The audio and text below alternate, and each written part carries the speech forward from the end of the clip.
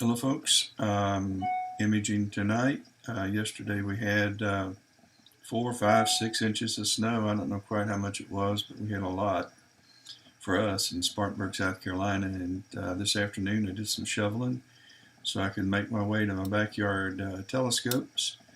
I kept them covered. I do 365 days a year. And when I uncovered them pulled the telegizmos off, everything was bone dry. So I'm going to take you outside and show you the gear. And let me share my screen. There they are. They're in the park position. I had to get my steps cleared so I could walk up. That's a pretty steep hill. It doesn't look like it, but it's a good sized hill. It goes up almost as high as the roof of my house. But at any rate, let's head over to my sequence software, which is Sequence Generator Pro, and we'll get this show on the road. So let's head over there now. I'm trying to find it here. Okay. We've got PhD up and running. I have Cartez, the Suicil. I think it just is, I think that means sky map, but I can't pronounce it.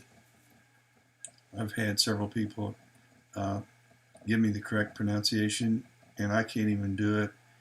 I can't, there's no way in the world I could have ever spoken the French language, ever.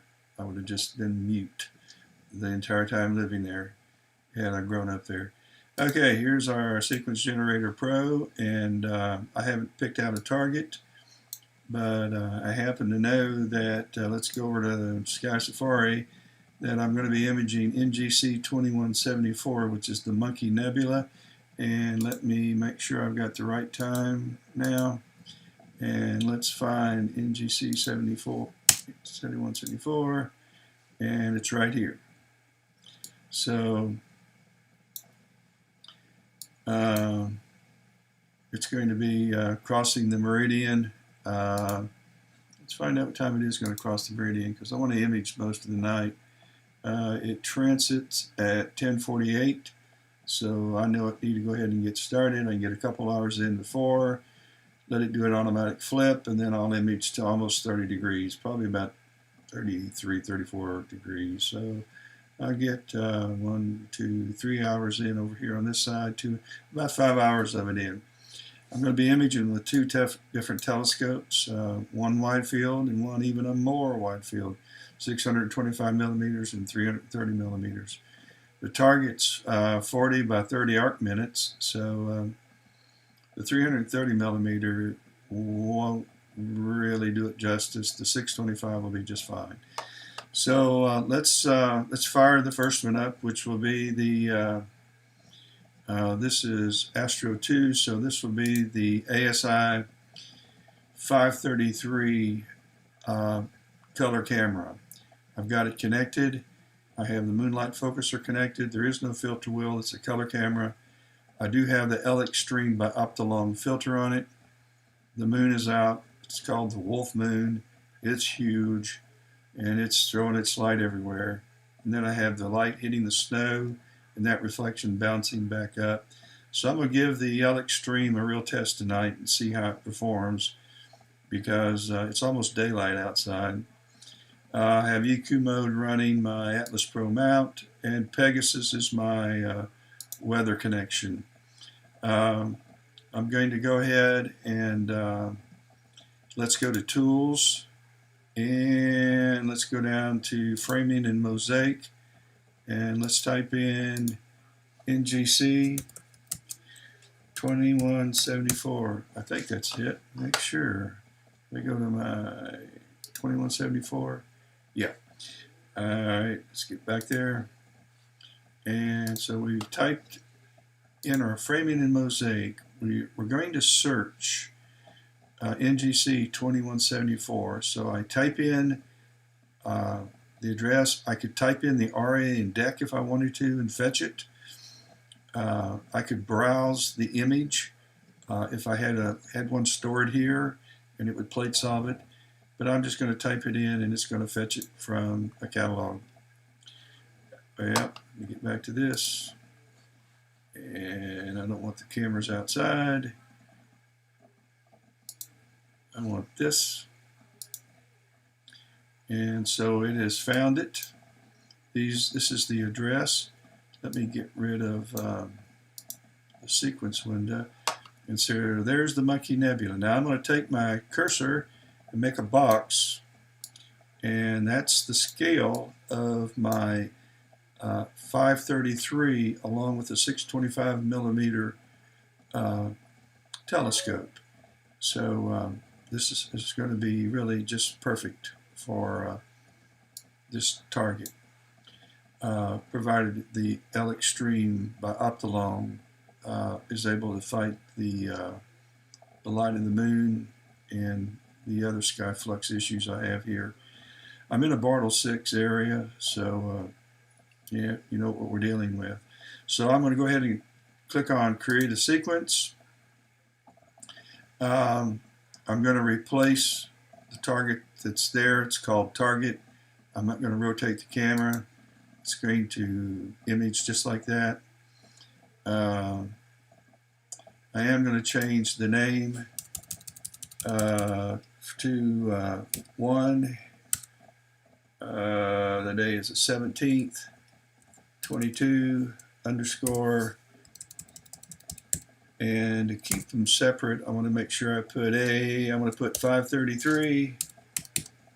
And for the camera that I'm using, and I'm going to put VIX 625 because I'm going to image the same target and I don't want to get the files confused. So I'll spell out this name accordingly. All right, we've set this up. And since I have a one-shot color camera, I'm going to browse where I'm going to store this. I have an external hard drive. That's a SSD drive. It's a 1 terabyte drive. I'll set up a new folder. I'm going to call this 11722, and I'm using a, we want to get the name here. So we've got NGC, NFL, NGC2174 underscore 533 underscore 625 VIX. That will make it folder identifiable. Okay, we're going to go down to light. We don't have a filter. I do have the L enhance. No, I don't. I got it, but that's not what I'm using. I'm using the L-Xtreme. So I'm just going to give it a suffix because that'll put the name in the name of the in the file name. I'm going to take 360-second exposure.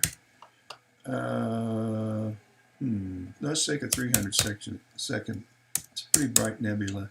And let's go for about 50. How much time are we talking about? 5 hours? No. 300, 350. That's 4 hours and 10. Let's go 65. That's 525. All right, let's try to get about 5 hours in. All right, that's looking good. Let's see if I've got my guide camera connected. Yeah, we're connected. I could have seen that anyway. Let's see if we're looping. Okay, we are looping. We're looping at 1/10 of a second though. Let's go to maybe 1.5 seconds. Let's start this out. Oh, jalopy. Because I just switched telescopes, I'm going to need to run a calibration. So let me bring out Cartez and let's zoom out some. And let's go on this side of the meridian and let's find an area of the sky, let's say right here. What's the deck? The deck is +4. I want to be on the right side of the right side of the meridians so I don't end up with a flip. Let's go down here and see about this star. We're at Deco 1. That's pretty good. Let's see what this star is right here. It just crossed the meridian. And that's at Dec 00. How good is that?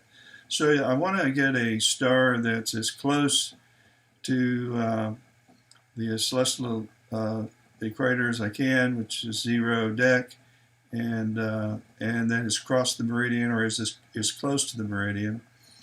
And so I'm going to slew there, and let's go. Let's bring out our outside camera. And are we slewing? Doesn't look like. Oh, the camera's turned off. There we go. So we're headed in that direction.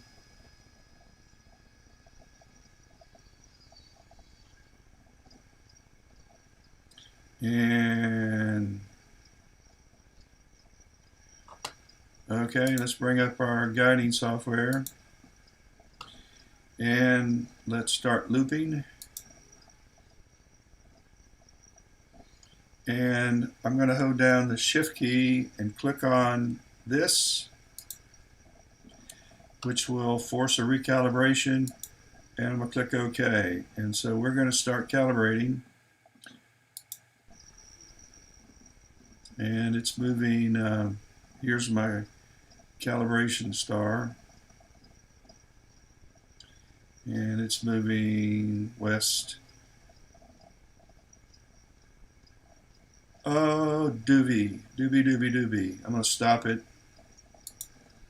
Tell you what I like to do before I calibrate is I like to bring up my hand controller, which is my virtual hand controller, and I've got it on 2 speed, and I'm going to click north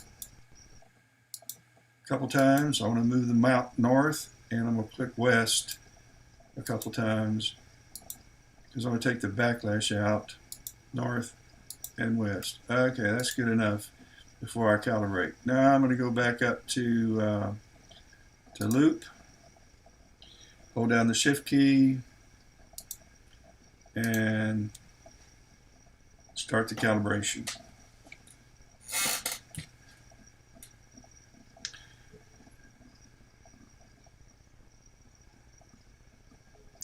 And you can see down here in the bottom the progress. We're going to move west, then we're going to come back east, and it's going to measure the backlash, among other things, and then it's going to go north, and it's going to come back south,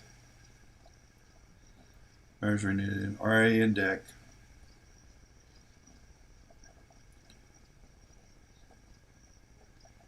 I probably will not run Guiding Assistant because the last time I imaged, the scene conditions were horrific, and tonight it's said that they are horrific again. So my minimum mo won't change any, and I already know what my my backlash error is, and that's not going to change steps. So I'm not going to run the Guiding Assistant tonight in the name of time, so I can go ahead and get to this target and start imaging so I can set up the other kit.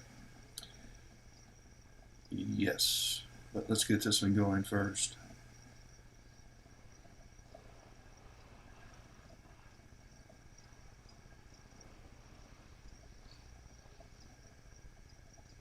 I hope all of my Roper Mountain Astronomy friends or members of our club have power. We had several 100,000 people without power yesterday at this time, and I know the linemen and the energy companies were working 24/7 trying to get everybody back up. You got to appreciate those guys because they go out in the very worst weather, howling winds, freezing temperatures. Okay, we are now guiding. I want to go up and check. I'm going to go to Tools. I'm going to review calibration data. And that looks kind of crazy. But my RA rate and my deck rate are close enough.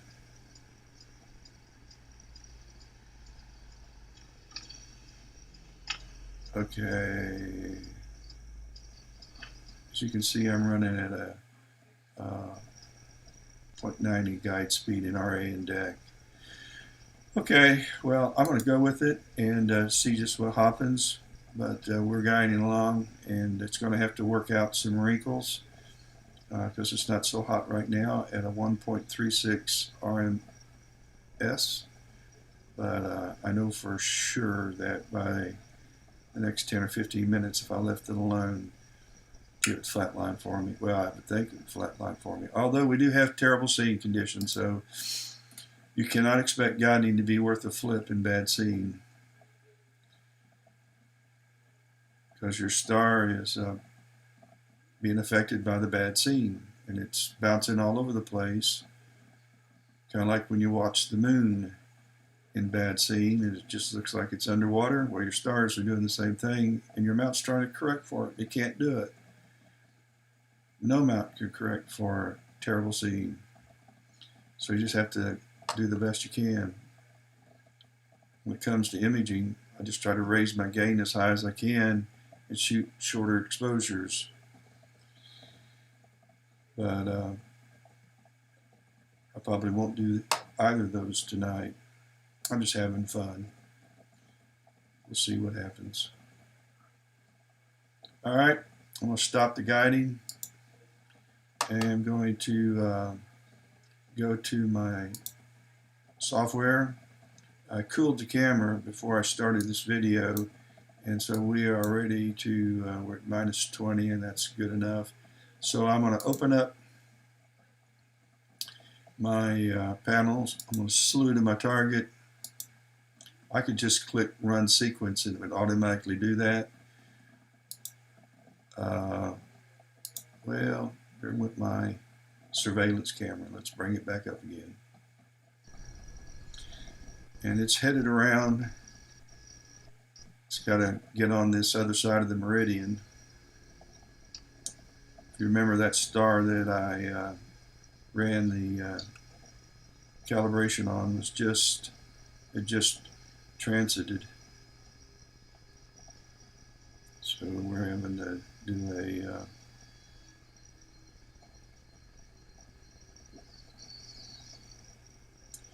all right. I have no idea if this is in focus. I just changed this kit, and if it's not in focus, we won't do a we won't be able to plate solve. We'll try. You know, I didn't even think about that. I will say this, if it's not in focus, it will take me a few minutes to get to focus. Doggone. See what the first image looks like. I don't know. You might be able to plate solve with that. It failed. I'm 135 pixels off in RA. I'm 340 pixels off in DEC. Yeah, I think it's going to be able to plate solve it. Hooray, I'm 6 pixels off in RA. I'm 4 pixels off in DEC. So my target has been identified. Let's turn on PhD and get to guiding. Let's clear this. Clear this out. Let's start looping. Let's find our guide stars. There they go. Let's start guiding. It's been advised to look at this thing up. Oh Lordy. At a 4.32. Let's just let it settle down here. I can't even bear to stand to look at that. I'm going to lower my RA aggression.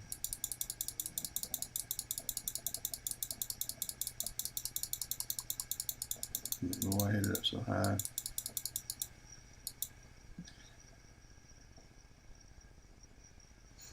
And deck. Trying to overcorrect.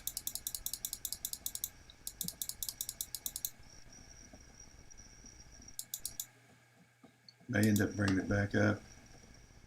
Gosh, RA is insane. Deck getting a whole lot better. Well, I won't be taking 5-minute exposures if this doesn't settle down. C may end up winning the night.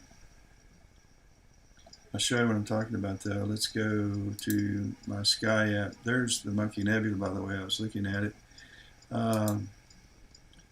Here we are. The scene conditions are bad, poor. They were bad, now they're poor. And they're going to become average around 3 o'clock in the morning. I will be asleep. But I'm not going to play around with this all that time to see if I can't take 5-minute exposures. I won't have much of an image, and the reason is that this Vixen is about 7.7 f-stop, so it's not a fast telescope.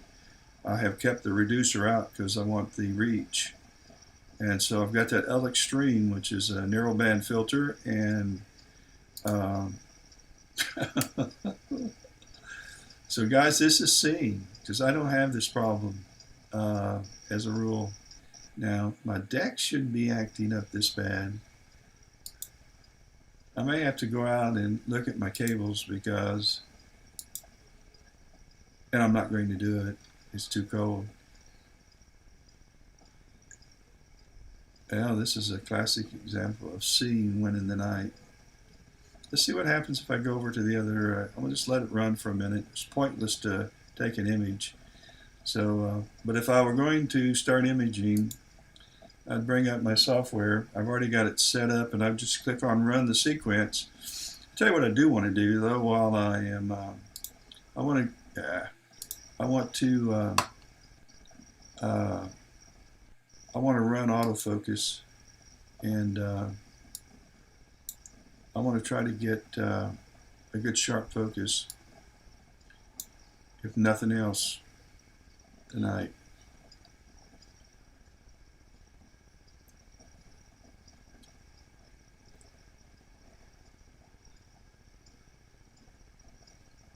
So we defocused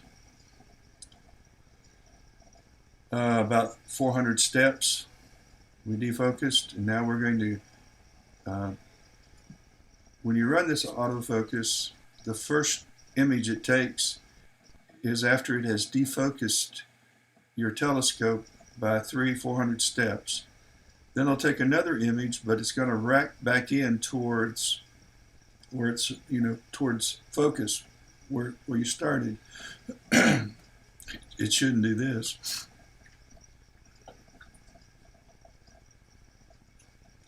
And it should start going down. We need a good V.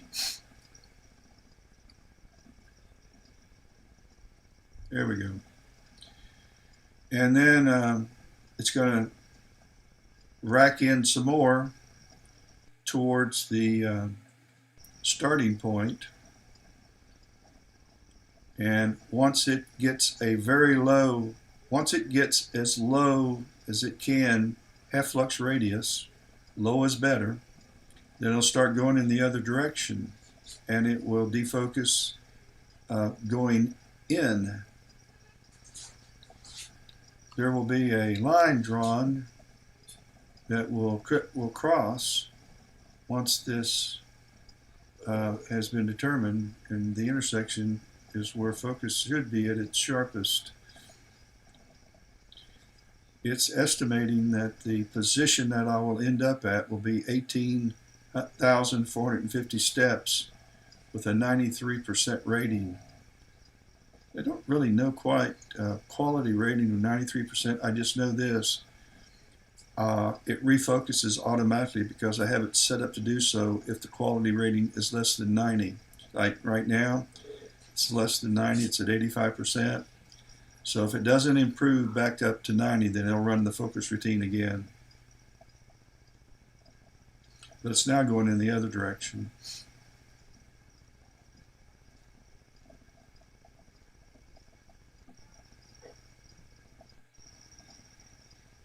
Now it's back up to 93, and it's suggesting that I'll be around 18,460 steps with a half flux radius of 2.4. And that's just awful. And that's because of scene. Typically, my half flux radius on this kit is, well, I just started using this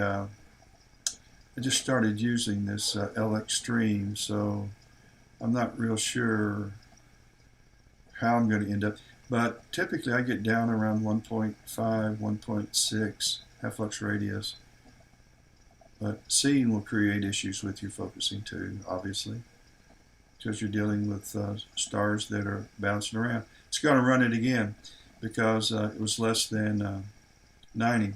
So while it's trying to determine the right focus, I'm going to head over to the other telescope, and nothing's turned on here. So let's bring up this telescope. This was from another imaging session. Let's start a new sequence. So I'm going to go to File, and we're going to run a new sequence with a profile. And I'm going to be using the 1600 with the Atlas Pro with the Stellar View 70T, 336 millimeters, and I got it actually entered twice. And so we're going to let's go ahead and turn on the camera. We haven't even turned on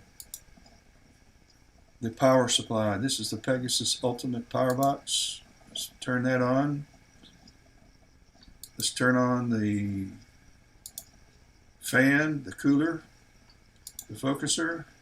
We're not doing flats, I'll turn it on anyway. So I've got the camera on, and we're going to click on the cooler and start cooling. We're going to cool to -20. Let's turn on this filter wheel. I don't want to sleep. My Wi-Fi signal, I got a poor connection. What are we doing here? Let's see. Well, that should be fine. Let's try the moonlight. Let's try the EQ ASCOM. We're going to bring the mount up and then park it. Actually, I'm going to turn that off again. I like to start my EQ by bringing up the driver and using the driver to open it. So now just get rid of it.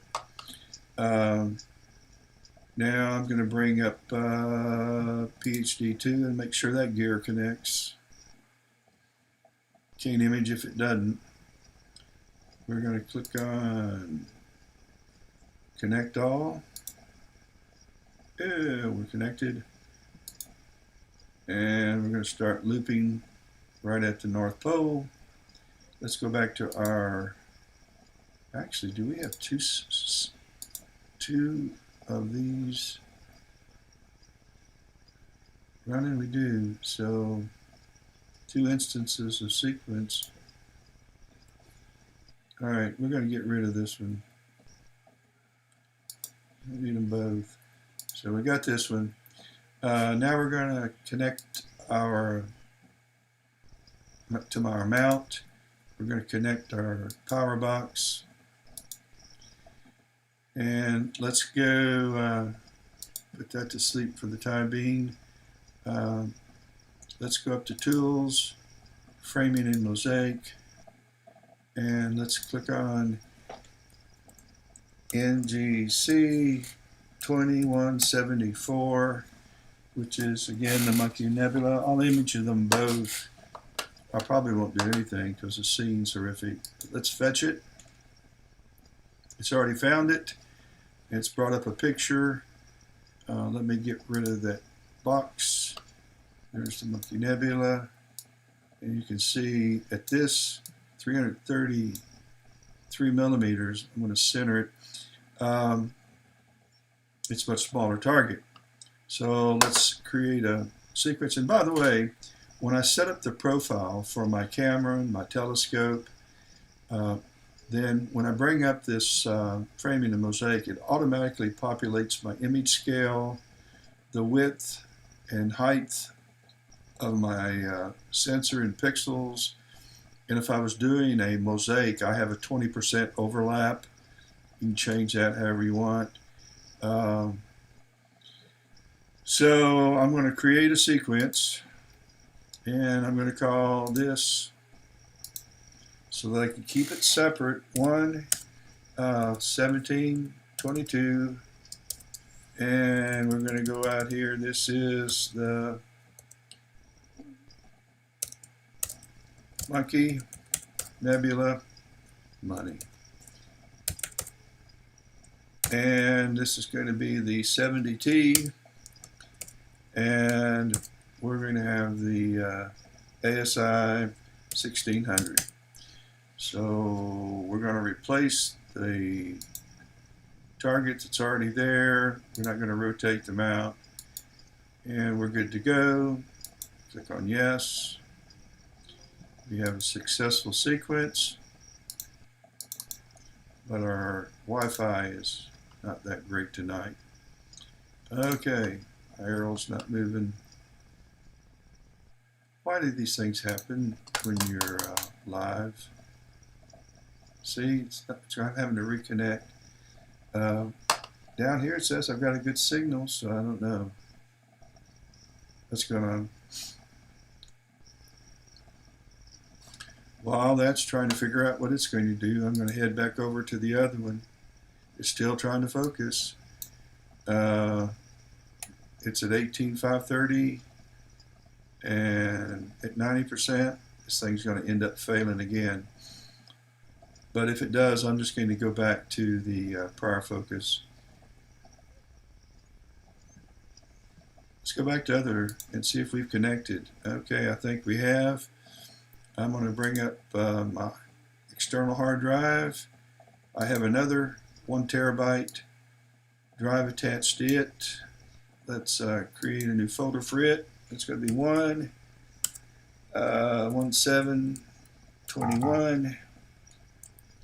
And I know you can go ahead and, no, I don't want to sleep. That's my surveillance camera. 22. And this is going to be NGC 21. I've lost my signal again. Nuts. All right. Back to the other one. When things go wrong, they just, we finally got it. It's validating the exposure. We're at 18,454, so we finally have at a half flux radius of 2.7, which is terrible.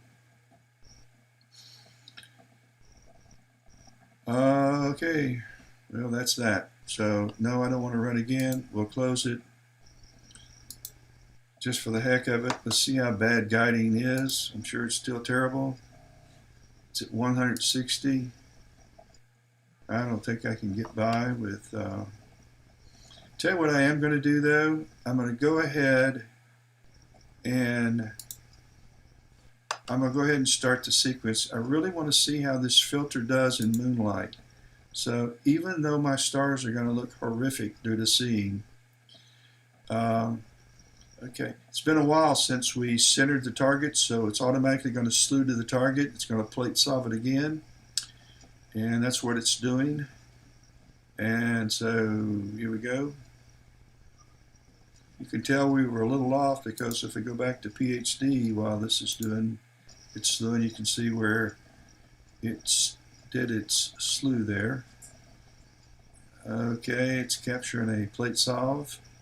It's downloading the frame, it's comparing, and it was right on. So we're 8 pixels and 203.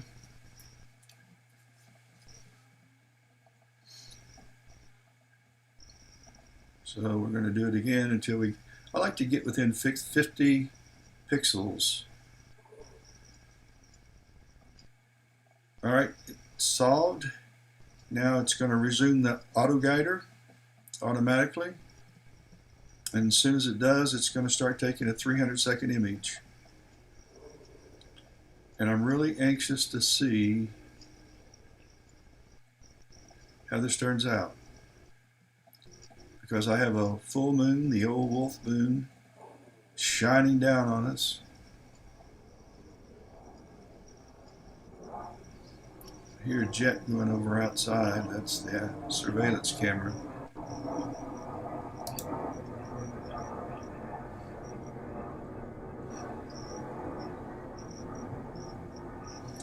All right, let's go back to the other camera because it's getting ready to take. This one's working. It's already started taking an image. It's got 270 seconds left in this first image. We know guiding is horrific. Let's go ahead and click on this box right here, and I'll be able to see how bad the guiding actually really is without having to go back and forth, because Sequence Generator Pro brings up a mirrored image of the actual PhD graphing. So let's go back to our other kit. We're back. We're online. And I think we're back online. Nah, we're not. Cancel this. Yes, we were. All right, let's go back.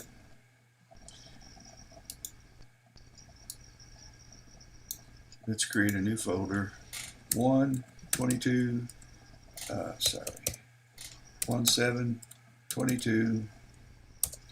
and this is going to be NGC. Great, I can't put my hands on the right keys. I'm going to kill myself. NGC. I got this microphone right in front of me, and I can't see for the mic. NGC2174. And we're at the 1670T. Yay, did it. If I had my applause button, I'd give myself applause. All right, we're going to do lights. We're going to do HA. Probably won't. O3s. And S2. And let's go down here so we can name them. HA 3, that goes in the file name. I'm going to do 240 seconds here. On all three, I'm at gain 139. On the ASI 1600, I'm at gain 101 on the 533. Let's do 25, 5, 25. That'll be about 5 hours. Yeah, 5 hours. Okay. We're now cooled at -20, where we're supposed to be. Let's go ahead and run our focus routine. And while that's focusing, let's go back to our other telescope. And look at this guiding. You gotta laugh. Yeah. We're at 83 seconds left in this first image, so let's go back. I'm actually doing the I can't even talk. We're doing the focus run on pointed at Polaris. This is Polaris right here because the mount's still in the park position right here. And so this is more like it's supposed to go. So I'm getting a good deep V. And I'm doing this It's using the Loom filter, although I'm going to be imaging in HA. My filter wheel has 7 filters: L-RGB, HA03, and S2, and I always plate solve with Loom filter. We got a jet flying overhead.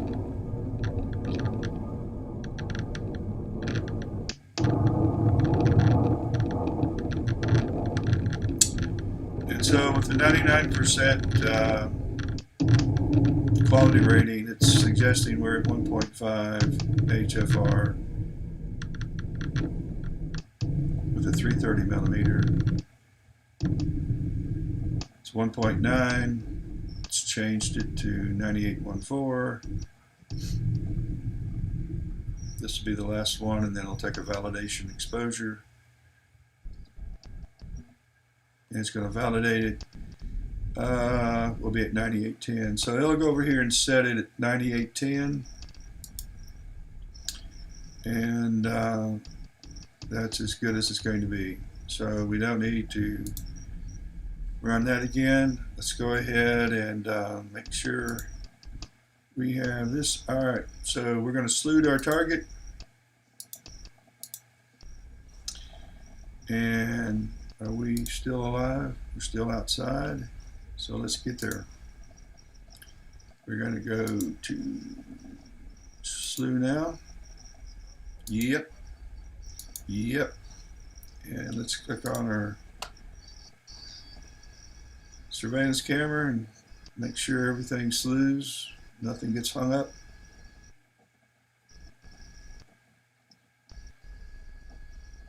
Even the Wi-Fi for my surveillance camera is choppy. I guess cold weather, would that have anything to do with Wi-Fi? Because it's going to be down in the teens tonight. It's cold for South Carolina. Real cold. Real cold, I guess, for anybody. Let's center it. This is plate solving.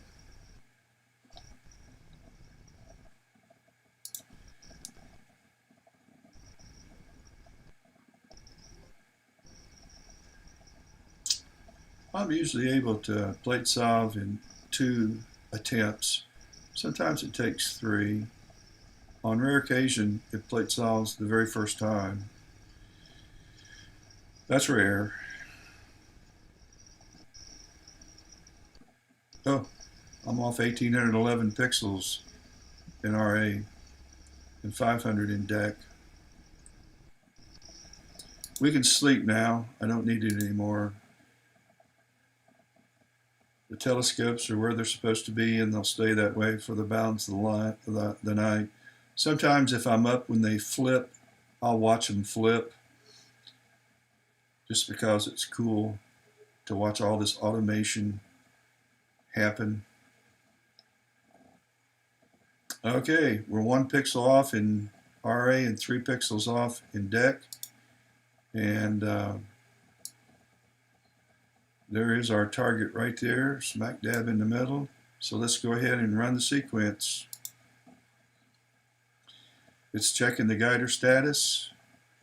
It's going to slew to the target because it does not know how long it was since I have it set up to do that.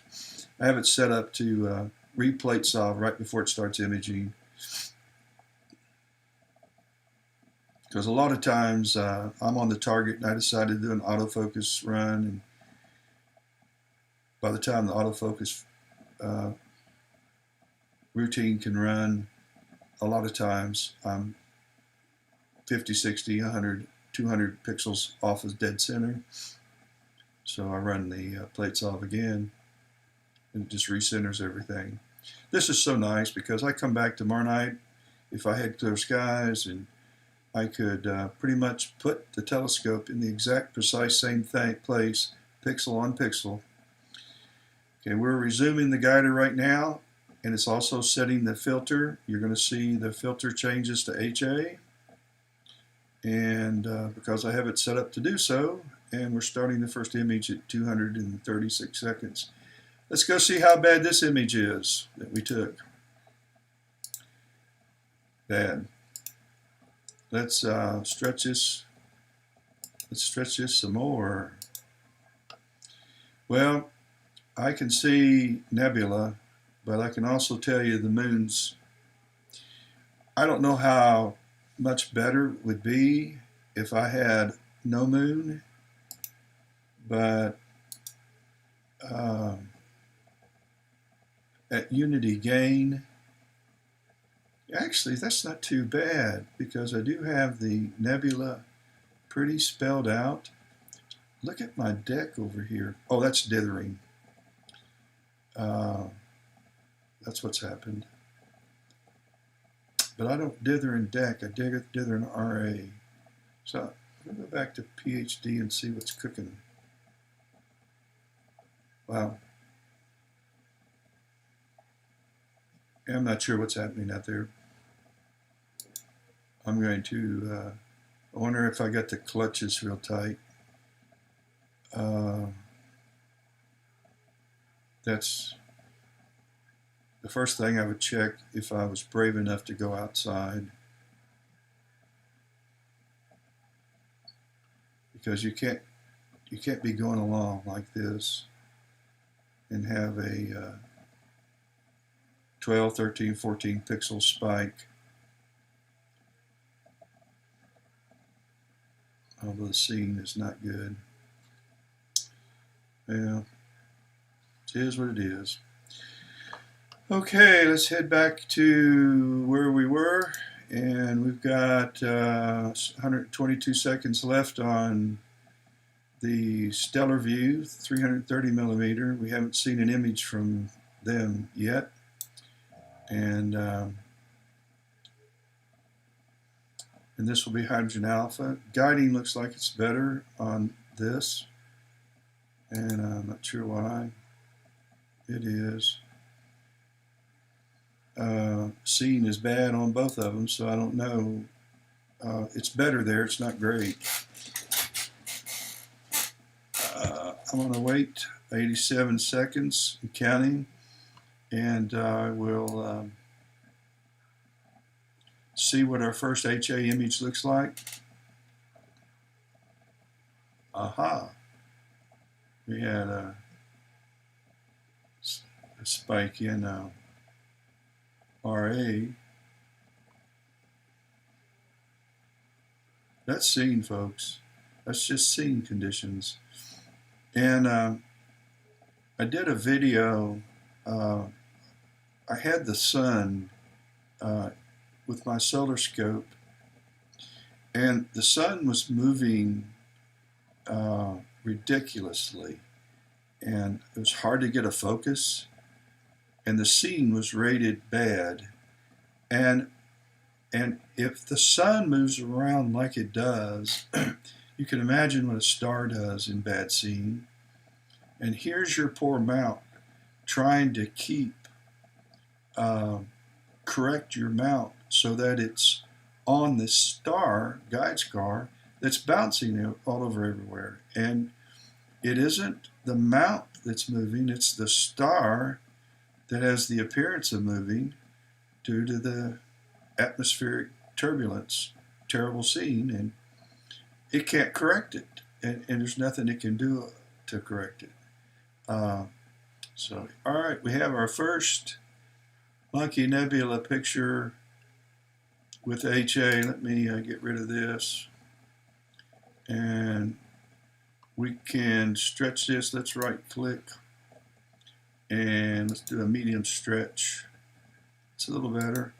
I'm pretty sure I am at gain 139. Let me go down here. And yeah, 139 gain. So I have roughly, I have 1 electron per ADU, which is what unity gain is. So my electronic gain is 1.000, which is electrons per ADU right over here. And my I'm on the high side of my acceptable mean. I like this to be around 800, 900. 850 is perfect, so I'm running kind of high, which is all right.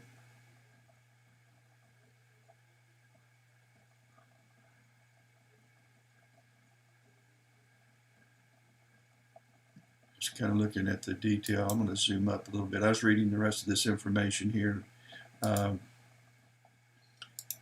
Let's do a little zoom, see what the stars are looking like. They're all right.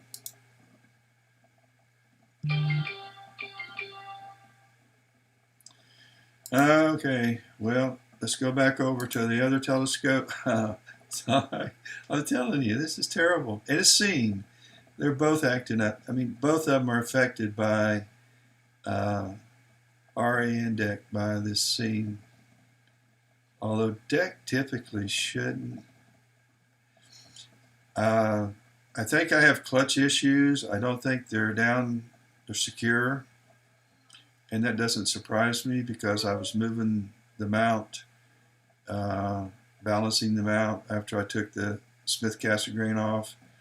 And I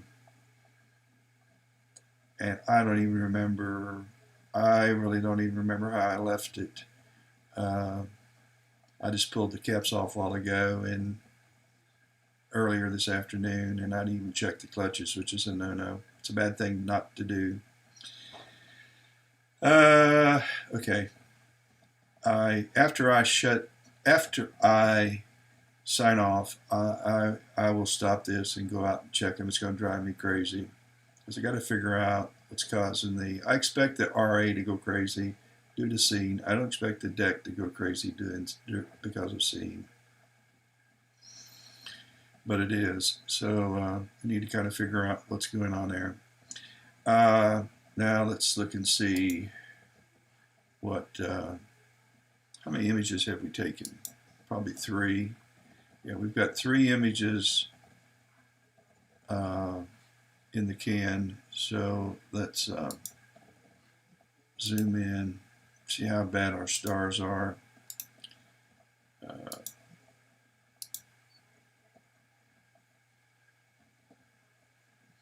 I will say this about bad PhD guiding, which I have right now. I'll bring a PhD and show you something.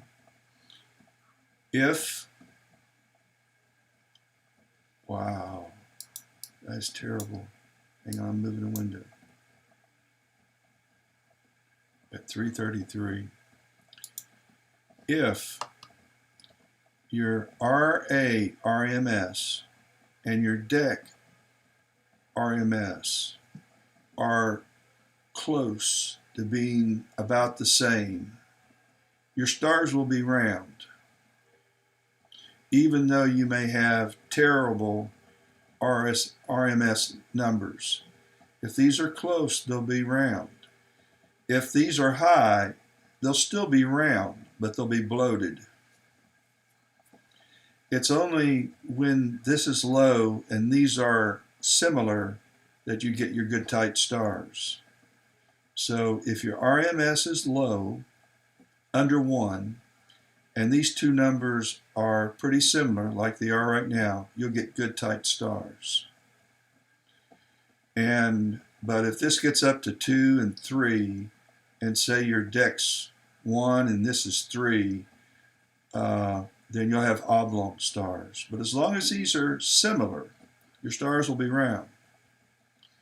But if your RMS is bad, high, and these are similar, they'll still be high. You'll just have bloated stars, big fat stars. Just kind of a piece of information that you probably already knew, but just in case you didn't. All right, well, all the friends that I have that are imaging the night sky or are planning to image the night sky, I hope you have better seeing in your neck of the woods than I'm having, but have a great rest of the night, a great tomorrow. Make sure you say something nice to somebody. They're going to feel good about it. You're going to feel better about yourself because you did so. If you are so inclined, click like and subscribe, and I'll know that there's an interest in seeing more of these live shows. So with that being said, catch you later.